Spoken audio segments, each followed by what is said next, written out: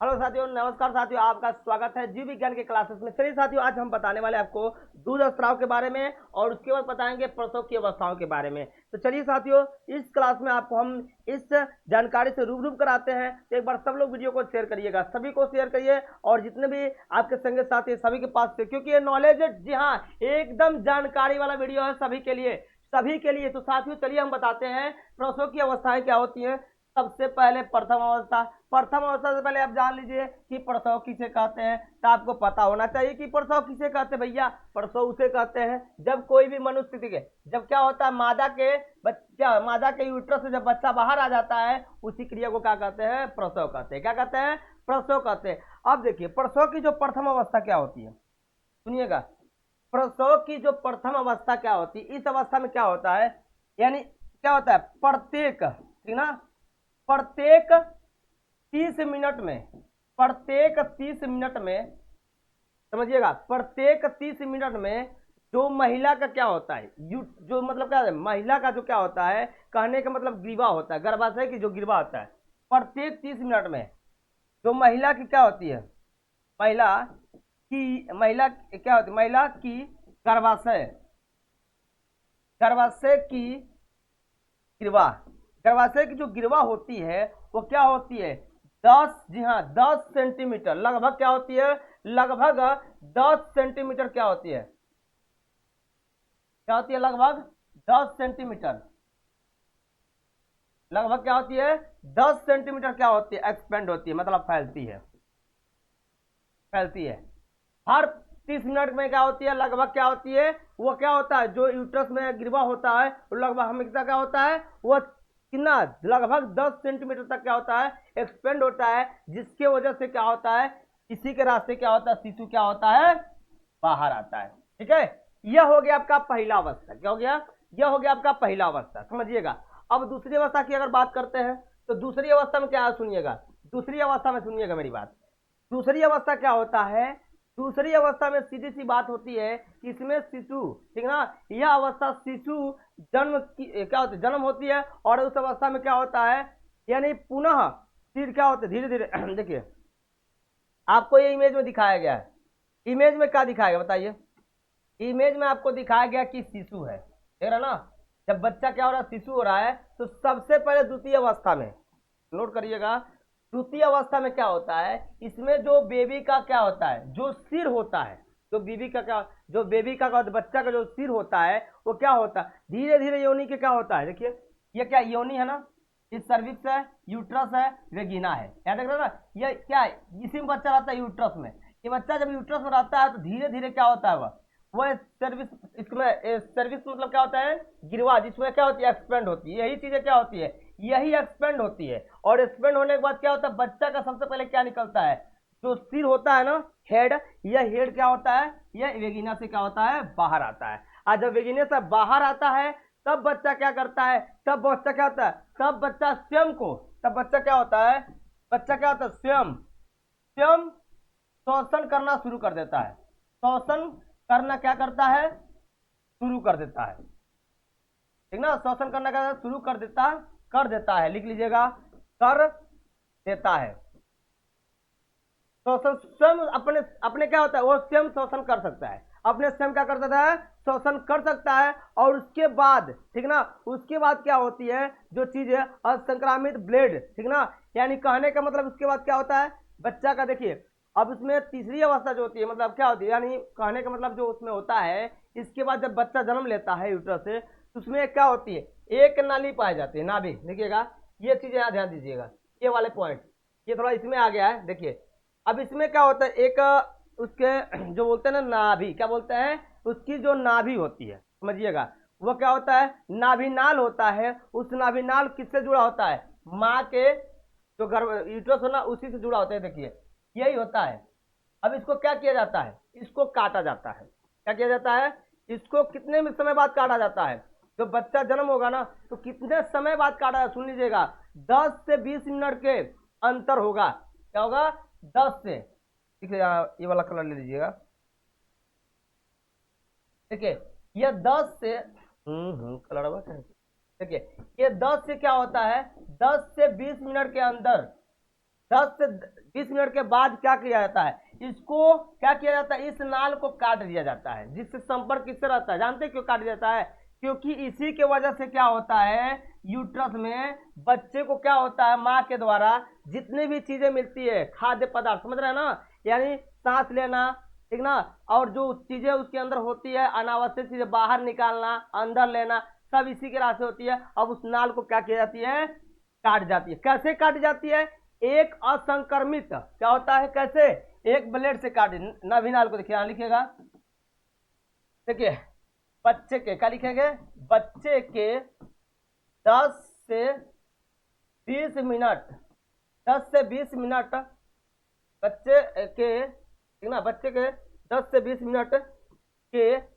जन्म के बाद क्या होता है, जन्म के बाद नाभि क्या होता है, नाभि नाली को, ठीक ना, असंक्रमित क्या हो जाएगा, असंक्रमित, लिखिएगा असंक्रमित, असंक्रमित, सुनिएगा, ये सुनिएगा, ये वाला इसमें नहीं आएगा, ठीक ना, असंक्रमित ब्लेड से, असंक्रमित क्या होता है, ब्लेड से क्या किया जाता है, असंक्रमित ब्लेड को क्या किया जाता है, ब्लेड से काट दिया जाता है, काट दिया जाता है।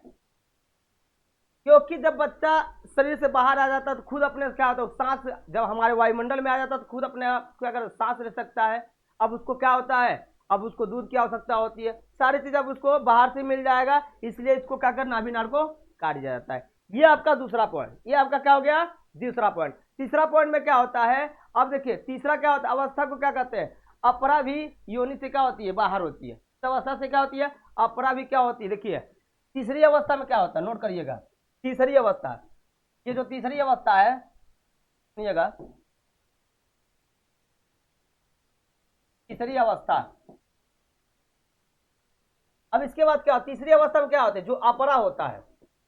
अपरा भी, ठीक ना, अपरा क्या होती है, ओनी से बाहर होती है, क्या होती है, वगैनिया से क्या होती है, अपरा क्या होती है, ये क्या होती है, अपरा भी योनि से, योनि से क्या होती है, बाहर हो जाती है, हो जाती है। ये कौन सी अवस्था होती है, यह होती है तीसरी अवस्था, इसका बोलते हैं, इसको तीसरी अवस्था, इसको आफ्टर बर्थ भी कहते हैं। देखिए इस अवस्था को क्या कहते हैं, आफ्टर, क्या हो जाएगा, आफ्टर बर्थ भी कहते हैं, लिख लीजिएगा, आफ्टर बर्थ भी कहते हैं, आफ्टर बर्थ, क्या आफ्टर क्या होता है, बर्थ भी कहते हैं। ये हो गई तीसरी अवस्था, कौन सी हो गई, तीसरी अवस्था, नोट है, आई होप आप लोग को समझ चीजें आई होगी। चलिए हम आगे बढ़ते हैं, अगले पॉइंट क्या है, चलिए अब बात करते हैं दूध स्राव की। अब सुनिएगा, जब सुनिए दूध स्राव क्या होता है, दूध स्राव क्या होता है, ध्यान दीजिएगा, दूध स्राव उसे कहते हैं, ध्यान दीजिएगा, कि माता की स्तन ग्रंथियों वक्ष से शिशु के जन्म के बाद दूध के उत्पादन एवं स्राव को दूध स्रावण कहते हैं। मतलब जब बच्चा क्या होता है जी, यूट्रस से बाहर आ जाता है, और बाहर आने के बाद क्या होता है, उसको किसकी आवश्यकता होती है, उसको क्या होती है, दूध की आवश्यकता होती है। तो माता के जो स्तन ग्रंथि होती है, यानी जो ब्रेस्ट होती है, ठीक ना,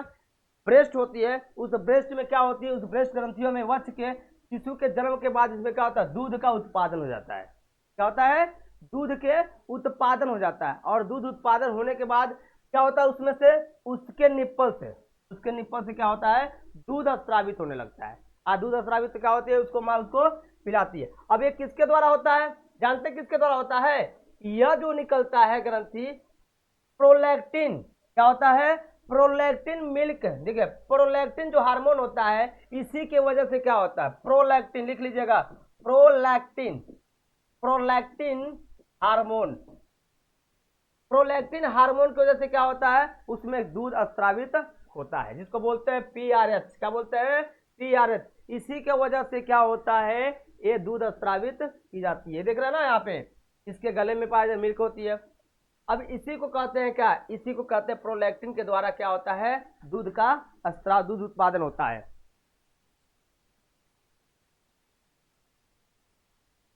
अब देखिए ये आपने चीज जान लिया, अब इसके बारे में जानेंगे, सुनिएगा। अब ये यहाँ पर देखिएगा, ये अगला जो पॉइंट है ध्यान दीजिएगा, ये दिया है ब्रेस्ट, दिया है ना, ये जो ब्रेस्ट दिया है, इसमें क्या होता है देखिएगा, ये आपका दिया है ना, ये वाला देखिए बताया था ना, ब्रेस्ट में जो होता है इसमें ये नली सी होती है, देख रहे हैं ना, अलग अलग चीजें, ये अलग अलग क्या होता है, ट्यूब ट्यूब देख रहे हैं यहाँ पे, ये गुच्छे जैसा, अंगूर के गुच्छे जैसा ट्यूब देख रहे हैं ना यहाँ पे, ये कहाँ पे देखिए नली है। अब इसी का, इसको बोलते हैं क्या जी साथियों, इनको बोला जाता है निप्पल। क्या बोलते हैं, इनको बोलते हैं निप्पल। ठीक है, ये निप्पल्स होता है, जहां से क्या होता है, यहीं से क्या होता है, दूध का स्राव होता है, दूध का क्या होता है, स्राव। अब मैं बता देता हूँ यह क्या होता है, स्तन ग्रंथियों का जो विकास कब होता है जानते हैं, यानी जैसे सगर्भता समाप्त होती है, सगर्भता का मतलब समझ रहे हैं ना, यानी सगर्भता किसको बोलते हैं, हमने बोला ना, यानी बच्चा का जब क्या होता है, बच्चा जब मतलब यूट्रस में गर्भ धारण कर लेगा और जब तक जन्म नहीं लेता है तब तक की अवधि क्या कहते हैं, अवधि को हम क्या कहते हैं, सगर्भता कहते हैं। और इसके बाद क्या होता है, इसके बाद क्या होता है, स्तन ग्रंथियों में, स्तन ग्रंथियों में क्या होता है, किसका उत्पादन होता है, स्तन लिखिए यहाँ पे, स्तन ग्रंथियों, सगर्भता के बाद लिखिएगा, ठीक है, सगर्भता के, सगर्भता के बाद, सगर्भता के बाद, ठीक ना, स्तन, स्तन ग्रंथियों, स्तन ग्रंथियों का, यहाँ स्तन ग्रंथियों का विकास क्या होता है, विकास हो जाता है। और विकास होने के बाद अब उसके बाद क्या होता है, उसमें क्या होता है, दूध, क्या होता है, दूध स्त्रावित, क्या दूध उत्पादन, दूध स्त्रावित होने लगता है, स्त्रावित क्या होता है, दूध क्या होता है, स्त्रावित होने लगता है। जो क्या करती है, जो बच्चों को क्या करती है, बच्चों को संपूर्ण आहार देता है। तो क्या होता है, उस दूध में क्या होता है, संपूर्ण, उस दूध में क्या होता है, उसके माता का दूध में क्या होता है, बच्चों को संपूर्ण आहार, बच्चों क्या होता है, संपूर्ण आहार वहीं से मिलता है, संपूर्ण आहार क्या मिलता है, वहीं से, जिसके वजह से क्या होता है, जो बच्चा जन्म लेता है उसको बोला जाता है, इसी को माँ का दूध कितने, कम से कम 6 माह तक क्या होता है,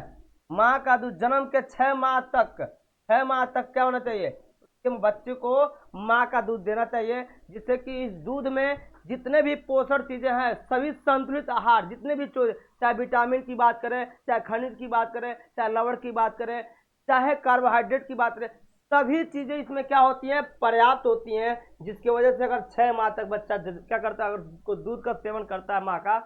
तो क्या होगा, उसको कोई भी बीमारियां, कोई भी चीजें, और बच्चा क्या होगा, एकदम तंदुरुस्त होगा किसी समय। अभी इसके बाद क्या होता है, ये चीजें सारी क्रिया होती रहती हैं। ठीक है, अब मैं आपको, ठीक है, नेक्स्ट वीडियो में आपको नए नॉलेज के साथ, नए जानकारी के साथ फिर से आऊंगा साथियों। तो आज के इतना ही, कल फिर से मिलेंगे, तब तक के लिए बाय बाय, टेक केयर, जय हिंद जय भारत।